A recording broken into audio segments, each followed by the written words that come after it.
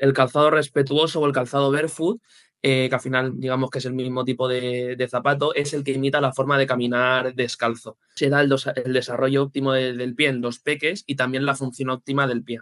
Entonces tiene que ser un zapato que no interfiera en la marcha del nene, con una suela plana, que sea muy flexible, blandito, sin contrafuerte y sobre todo también que tenga formita de pie para que no nos apelotone los dedos. Sí, sí que es una cosa que está en auge. Puede ser que tenga un componente de moda, pero eso no quita que no sea algo beneficioso y que venga aquí para quedarse. Yo lo comparo mucho con el tema de la comida saludable, el comer natural y todo esto. Pues al final, a lo mejor hace 10 años decían que era más moda, pero era porque se estaba empezando a divulgar sobre ello y 10, 15, 20 años más tarde, a día de hoy, es una cosa que se mantiene, pero porque es salud. Pues con el calzado respetuoso igual. En entornos controlados, ya sea en casa o si tenemos un jardincito, en sitios donde sabemos que ni vamos a contraer infecciones, ni que nos vamos a hacer daño en el pie en el sentido de microcortes o cualquier cosa, lo ideal es ir descalzo. Pues, por ejemplo, cosas típicas. En adultos, mucha gente, la gran mayoría, tiene acortamiento de la musculatura posterior de los gemelos.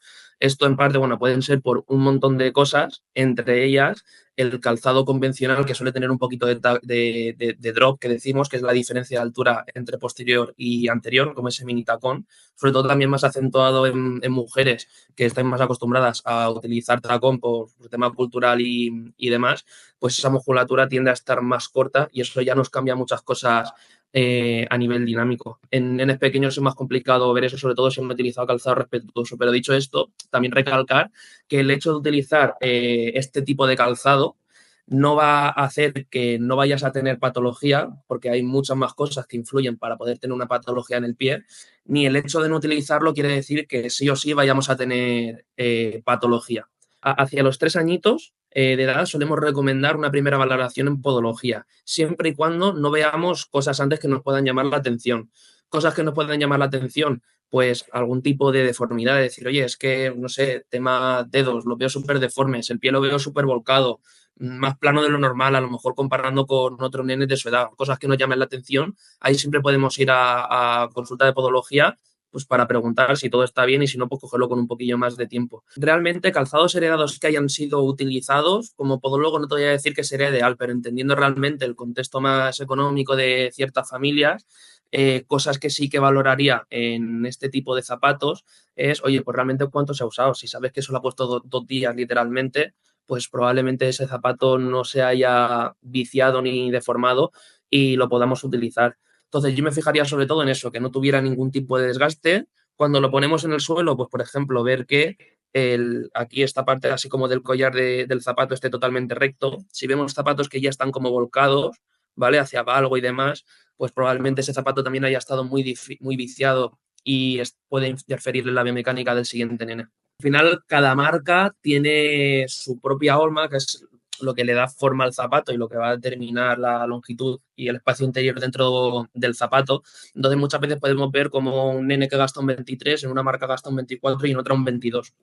Lo ideal, en lugar de fijarnos en el tema de la medida de la talla, que puede ser algo orientativo, lo que nos deberíamos de fijar es en la longitud en centímetros que hay dentro del zapato. Y, por ejemplo, si a tu peque le mide 15 centímetros el pie, lo ideal sería coger una talla a la que le sobrara un centímetro. Es decir, si le mide 15, tendríamos que coger una talla que fuera de 16 centímetros o lo más aproximado a ese centímetro. ¿Por qué dejamos este centímetro? Porque al final nosotros cuando estamos utilizando un zapato, cuando estamos caminando, por muy bien sujeto que esté el pie dentro del zapato, al final hay cierto vaivén, ¿vale? Si esto es el zapato y esto es el pie del peque, en el que siempre va a haber un poquito de movimiento. Entonces necesitamos un poquito de espacio en la punta, porque si lo cogemos muy, muy, muy pequeño o incluso con la misma medida, cada vez que haga ese vaivén, los dedos van a estar chocando con la punta del pie y podemos pues empezar a ver uñas quebradizas o forzar un poco al dedo que se engarrote un poquito en una posición que al final no nos favorece. Y en el caso contrario, si dejamos mucho espacio, al final ese vaivén va a ser mayor y los peques van a tender a hacer como esa garra, como cuando utilizamos chanclas y estamos fatigando mucho la musculatura plantar y también favoreciendo esa posición un poquito en garra. Consejos clave, por ejemplo, a la hora de coger bien la talla. Cuando vayamos a medir la talla del pie del peque, siempre deberíamos de hacerlo a última hora de la tarde. Cuanto más tarde, mejor. ¿Por qué? Porque al final las partes blandas se expanden un poquito más a última hora de la tarde que por la mañana que estamos un poquito más fríos. Entonces podemos ganar un poquito más de milímetros de longitud. Tenemos que hacerlo siempre de pie, en carga, ¿vale? Nunca sentado ni tumbado. ¿Cómo podemos medirlo? A ver, la mejor forma realmente, más que midiendo en centímetros y demás, es si tenemos el zapato en físico, en la mano, cogeríamos la plantilla, podemos, por ejemplo, ponerlo aquí con un tope en la pared, ¿vale? Ponemos aquí el talón del peque y desde el dedo más lejano hasta el final de la plantilla tenemos que ver ese espacio que habíamos comentado que debería de ser de 1 centímetro. Te recomendaría a lo mejor cada semana, 2 semanas, aunque a lo mejor es algo obsesivo. Cosas que podemos fijarnos para no estar siempre cada 2 por 3 midiéndole el pie, pues que no le salga ningún tipo de dureza, ninguna rojez. Si nos sale alguna rojez en algún punto en el que antes no había con ese zapato, pues es probable que ese zapato le esté comprimiendo y por eso se estén produciendo. Pero si no, a lo mejor eso, cada 10, 15 días podría estar guay ir revisándolo de vez en cuando. Al final también, cuando vamos a una marca que sabemos que es 100% respetuosa y demás, aunque bueno, hay algunas que utilizan la palabra respetuoso para vender, que lo utiliza como lo No típico me de... digas. Sí. sí, ahí sí que llevaría un poquito más de cuidado.